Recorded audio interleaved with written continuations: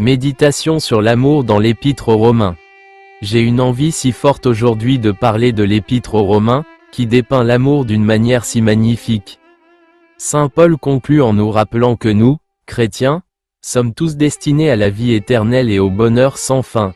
C'est par la grâce que nous sommes sauvés. À travers plusieurs chapitres, il s'emploie à expliquer, notamment aux chrétiens d'origine juive, que la loi seule ne peut nous sauver. La loi, ou plutôt les commandements, ne peut être accomplie qu'avec l'aide de la grâce de Dieu ou par l'amour de Dieu lui-même.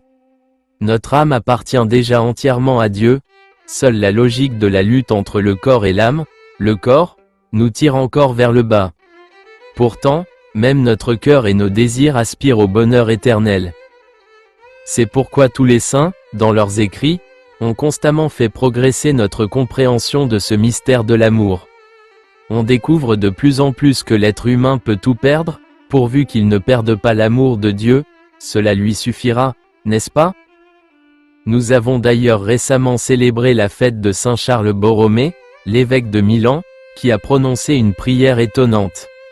Il disait que même si Dieu ne lui donnait rien d'autre que l'amour, il serait capable de supporter les pires souffrances, même l'enfer. C'est là le cœur de toute cette compréhension spirituelle. Relisons ce passage essentiel de l'Épître aux Romains, 14, 7-9. Nul d'entre nous, en effet, ne vit pour soi-même, et nul ne meurt pour soi-même. Si nous vivons pour le Seigneur, et si nous mourrons pour le Seigneur. Ainsi, dans la vie comme dans la mort, nous appartenons au Seigneur. C'est cette conviction profonde qui animait les premiers chrétiens. Par exemple, lorsque les Romains les capturaient et les menaient au martyre, ils chantaient souvent des hymnes de louange à Dieu, car ils savaient qu'ils seraient au paradis l'instant d'après. Cette fois, cet amour était si puissant. Je crois que nous pouvons vivre notre foi de la même manière aujourd'hui. L'Église et la messe nous offrent la même grâce, le même trésor. Dans la vie comme dans la mort, nous appartenons au Seigneur. Le Christ est mort, est revenu à la vie et ressuscité, précisément pour régner sur les morts comme sur les vivants. Il nous a rachetés, même face à ce qui semble être le plus grand malheur, la perte de la vie, la mort.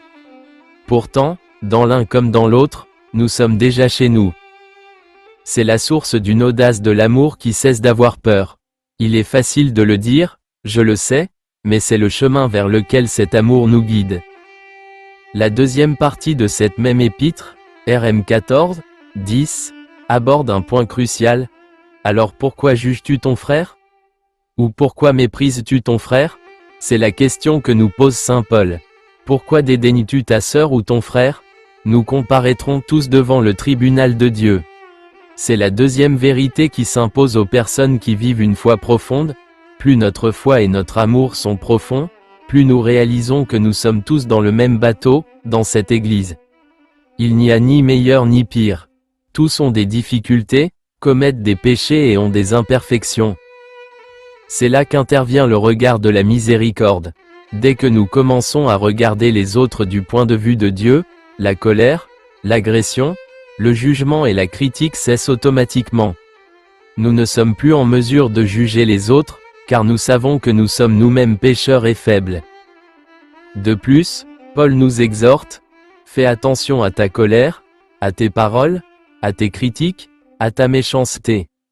Analyse le contenu de ce que tu dis sur les autres, car très souvent, nous critiquons les autres pour ce que nous n'arrivons pas à gérer chez nous-mêmes.